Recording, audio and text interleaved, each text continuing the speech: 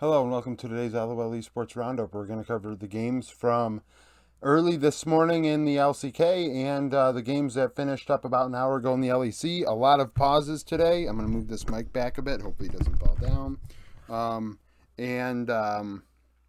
It backed everything up. So after this is done and uploaded and my members only video is done, I'm going to bed so I can get up at midnight in a few hours and watch the LCK again. So I'm 20-5 on the year. My predictions. That's at the $10 tier. If you want my predictions, if you want to just participate in the thread, it's on the Discord. Gen G DRX. Gen G coming in 0-1, 12th in my power rankings. DRX 19th, 0-1. Gen G would win 2-0. Pays was my MVP, going 18-0-15, 28% of damage. Chovy 11-1-17. Rascal led the way for DRX, going 4-11-6, 31% of damage. DRX gets run over again. It's pretty cut and dry. Honestly, like, Gen's everywhere. Gen G just had the edge. And Krakow in game 2 stuck out to me. He went 0-for-5 on ganks and just completely just missed the boat. Like, he was on Sejuani nonetheless. Going 0-for-5 on ganks, it just was awful. Gen G clearly had a plan, trying to get Pays in the best spot they could. Triple banning Barrel in game 1, forcing them to play Varus Soraka and losing lane hard. Gen G just outplayed DRX flat out. Rascal, I thought, had some good plays. He outplayed a dive in game 1. Didn't help him in the long run. The team didn't win, but it was probably DRX's best moment of the two games. Freaks and Fred Brion. Kwangdong 0-1. Fred Brion 1-0. Fred Brion win 2-1 in this series. I named Umpty MVP. Henna 13-2-11, 27% of damage. Karis 11-1-14 in mid lane. Bulldog 2-5-8, 32% of damage. Once again, the best player for the Freaks in a loss. Bulldog's karma in game, I think it was game 2. I think it was game 2. Maybe it was game 3. Was very impactful. I thought he played a very, very good karma game. Honestly, he can only do so much, right, for Kwangdong. Morgan definitely got the better end of Doodoo. Young Jay, I thought, was very inactive in game 3, and that's why Umpty ended up being MVP. Umpty outplayed him in game 1, being very active in the early game. He tried to be active again in game 2. Like, Umpty was on top of it. And in game 3, they really banned him out. There were 5 junglers banned between the two teams. Umpty ends up going with Lilia in the second rotation. And honestly, like, was super impactful on the champion.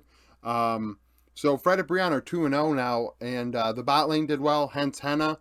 I think I'm starting to get an idea more about Taeyun at this point. We got to keep in mind the Freaks swapped out supports going into this one. Moham started this series instead of June, who played in the previous one.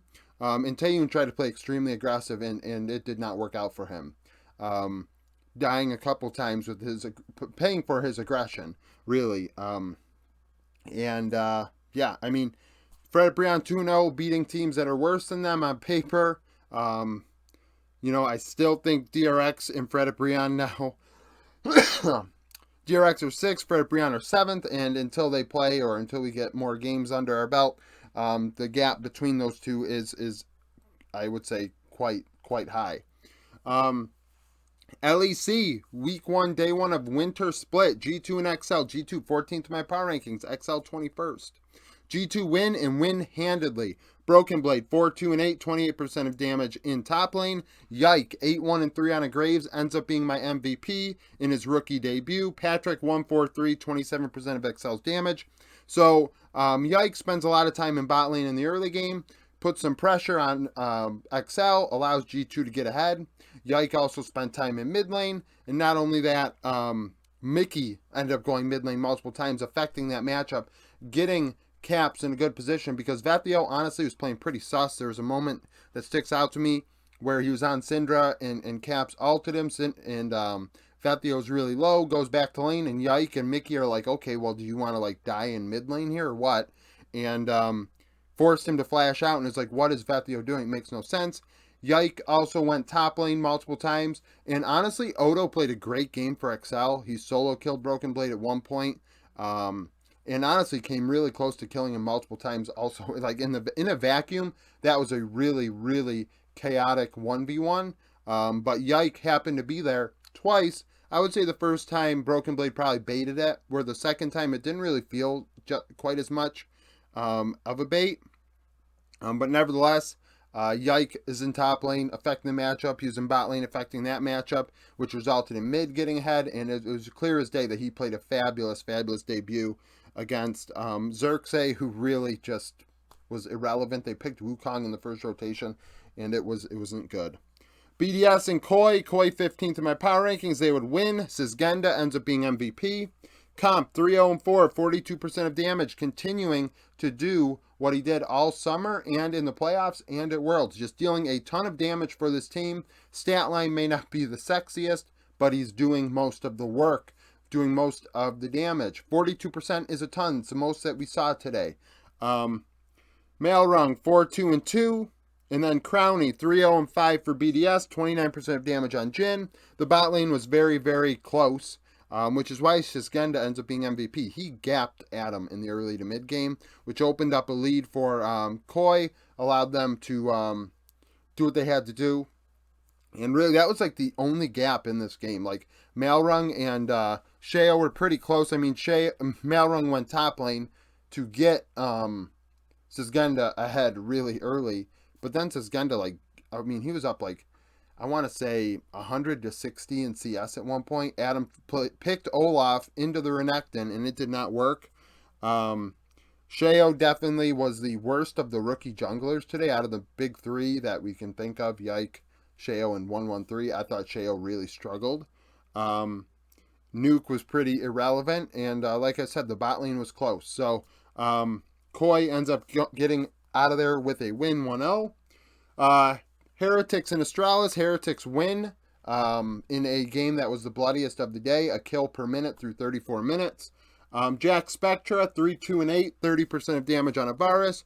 Ruby, 10-3-9 in mid lane on a Cassiopeia. Yes, our first Cassiopeia of the split. There probably won't be many, so we take note of this. The game was close, and then Ruby kind of took over and really became a menace. So Ruby ended up being MVP. Kabe 7-3-2 on our first Xayah of the year. 39% of damage, a lot of damage out of Kabe. He tried his best to 1v9, but could only go so far. There were moments actually where team fights were occurring, and Kabe is like the last one standing multiple times. And it's like he's dealing damage, but he can't do anything. He's just losing the game. You know, it was close. It was really close. A lot of people didn't like that I had Astralis ranked around Heretics. And given the fact that this game was as close as it was, I feel pretty validated with that take. Eevee and Finn definitely going back and forth, multiple solo. I think Finn had one, and Eevee might have had multiple back and forth. Eevee died like 7 times in this game. So, you know, takeaways from that game is I'm not too high on either team, and we'll get into the sneak peek after this board's done. SK and Mad Lions. Mad Lions win. SK had a better draft. They had Kassadin Zerayumi, but seemingly didn't know how to pilot it. A young team struggling to figure out how to play in-game. Niski 7-0-11. 7-0-11, 35% damage, leading the team. In the mid to late game, he really took over on the Victor after he scaled up. Karzi 5-0-12. Certus 1-4-3, 31% of damage on the Kassadin. So, SK try and force fights at the second Drake. Lost that fight because they weren't scaled yet. And that just caused a snowball where SK just started fighting and doing just... I mean, it honestly looked like a solo queue game. Players that want out, but they're being hostaged, and they're just inting, and they're just like running in and dying over and over and over again until the game's over. Like, that's what it looked like. There's one part in particular, if you watch my live view, it was definitely a moment. Marcoon had like, I don't know, 2% health, and tried to go to top lane and help kill Renekton, and the minions literally pretty much killed Marcoon. Like, he was one auto attack and he died, so they'd end up trading 1-for-1 in a situation that they had multiple people going up to kill the Renekton. Like, it made no sense why the Vi was going up there. And I think that was like a case in point of, wow, SK really is off the rails right now. I think it has something to do with maybe the shot. I mean, it's a young team, so maybe the shot color, it's their first time. I don't know. Either way, Mad Lions win due to SK's inability to play the game properly. Vitality and Fnatic. Vitality 22nd in my power rankings. They would win in a game that Fnatic really threw. Perks 1, 4, and 11, 30% of damage. Photon 6, 3, and 3 on a Jackson top lane. Bo ends up being MVP on Graves. Razork 4, 5, and 9, 38% of damage on a Kindred. I thought Razork played very well in this carry role for somebody that I really write off as a dog jungler. He played extremely well on the Kindred. Bo really was what was keeping Vitality in it. Perks was pretty bad for the early to mid game. I think he had 4 deaths really early. Well, not really early, but 4 deaths when the game was just starting to get out of hand and Fnatic were pulling ahead. Fnatic ended up getting Mountain Soul. But then there's a big fight after a Baron that Bo ends up getting a triple kill. So he gets the flowers, he gets the MVP. But I thought Photon played a very good game, and it's going to be overlooked by Bo and all the hype Bo gets. But Photon played extremely good. I thought Fnatic played well also. I thought Wonder did solid. He was kind of gapped in top lane a bit gold-wise, but that was because Photon got a couple kills. Like I said, I thought Razork played pretty well on Kindred given the circumstances.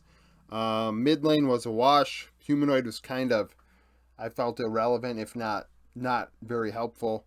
And the bot lane was just a mess. It was just a mess. Reckless dying multiple times. I mean, they actually, first blood was like terrible because Bo ends up like just 2 camping and then, or I don't even know if he 2 camped.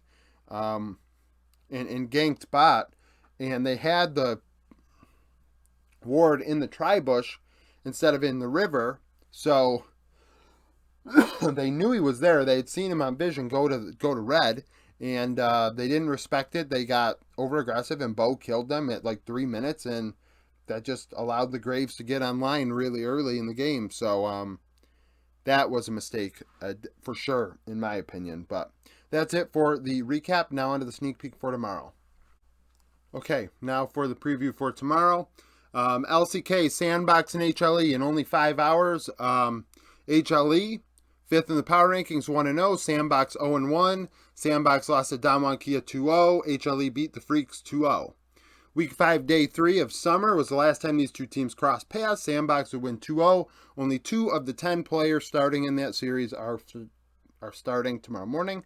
Closer and Cal for Sandbox. Closer went 10-0-10 across that series. Closer and Zeka is the matchup to watch, and the Discord agrees with me. I believe Closer right now is the best player for Sandbox. They are a complete teardown right now. They have went into rebuild mode. So it's going to be Closer the majority of the year against whatever mid laner they're up against until a player kind of proves themselves for Sandbox as somebody worth watching. And Zeka obviously is very good. Nongshim and KT. Nongshim 0-1, coming off of a 2-1 loss to Fred Brion. That's supposed to be a 2-0, sorry. KT, 8th in the power rankings, coming off of a 2-1 loss to T1. KT very competitive in that series. Some would consider KT, KT should have won 2-0. So definitely a solid team that's going to be trying to rebound. Week 6, Day 4 of Summer, KT would win 2-1. Only 2 players are still from those 2 lineups. Aiming and Cuz. Aiming went 17, 6, and 16 in that one. DN, and Keen is what we want to watch. DN was a bright spot for Nongshim against Fred Brion, getting multiple kills against Morgan. So we'll see how he does against Keen, because really, Sylvie looked awful. Fiesta's kind of meh, so maybe Fiesta and BDD is kind of interesting. The bot lane, though, is very Aiming Lahen's favored. Discord agrees, 5 out of 8 people voted.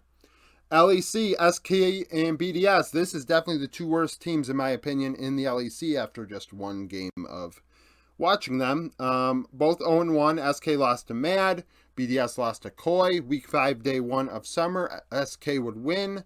2 out of 10 players from those lineups are in the game tomorrow. Surtus and Nuke are the 2. Surtus went 2-1 and 6. Nuke went 2-1 and 1 in that game. That is also the matchup I'm highlighting. Because really, I think Irrelevant's so bad in top lane. Adam, I think Adam has a chance to really rebound after yesterday. Marcoon and Sheo, I'd say Marcoon has the edge right now. And in bot lane, Exakick and Crowny, I guess, it's a rematch from I think LFL or EUM, I'm not sure. Discord, 5 out of 10 people like the Irrelevant Adam matchup, probably because it is irrelevant in top lane.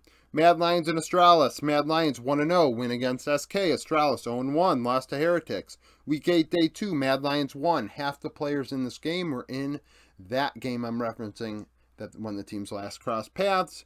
Niski 7-3-7 in that one. Dajor 2-6-5. The bot lane is a matchup I want to watch. Kabe and Jonghoon, like we just went over with Astralis, they are the best part of Astralis right now. And Karzi and Hillisang played very well in their debut today together. That lane is very int, so it definitely flipped heads. We'll see if they flip heads again. Discord, 6 out of 9 agree. Vitality and Heretics. Vitality 22nd, coming off of a win against Fnatic. Heretics coming off of a win against Astralis. Week 5, Day 2 of Summer. Vitality would beat Misfits. 2 out of 10 players are holdovers from that series. Perks and Mursa. Perks went 7-1-6. Bo and Yankos is the matchup to watch. There's a lot of rumors from scrims earlier in the month that Yankos was getting the better end of Bo, so we're going to see how that goes. Based on how the two teams played today, I could see Bo probably getting the edge in that one. But there were some issues for Bo today, and Vitality. Discord agrees, 7 out of 9. Koi and XL, both in my top 25. Koi 15th, XL 21st. Koi beat BDS. XL lost to G2. Week 8, Day 1, Koi, then known as Rogue, would win. 5 out of the 10 players in that game are in the game tomorrow. Comp went 11-0-10 in that game. Patrick would go 2-4-1 for Excel. Larson and Vethio is the matchup to watch. I think these are two of the better mid laners in lane, specifically in the region. So it's going to be interesting to see how they do, especially Vethio after a struggle against G2 today. Discord, 5 out of 9 people like the bot lane matchup of Comp, Trimby, and Patrick Targamas. I think that's because of Trimby, Targamas. I can't imagine it's because of Patrick. So, a lot of people like that bot lane matchup. I think it should be interesting. We saw Comp deal a ton of damage and Patrick be a bright spot for Excel today. Fnatic and G2. Fnatic threw against Vitality, and G2 crushed Excel. G2 14th in my power rankings. Oops. Week 7, Day 2, G2 would win in Summer. Half of the players in that game are in the game tomorrow. Caps went 5-3-12. Humanoid 2-5-4 in that one. That's the matchup I'm highlighting. Discord prefers the bot lane matchup of Reckless and Rux and Hansama Mickey X, but I think Humanoid and Caps, once again, we have two of the top 4 mid laners in EU duking it out. I think it should be an interesting laning phase that could carry over to the rest of the game with Rise and Cassidon and interesting picks, hopefully.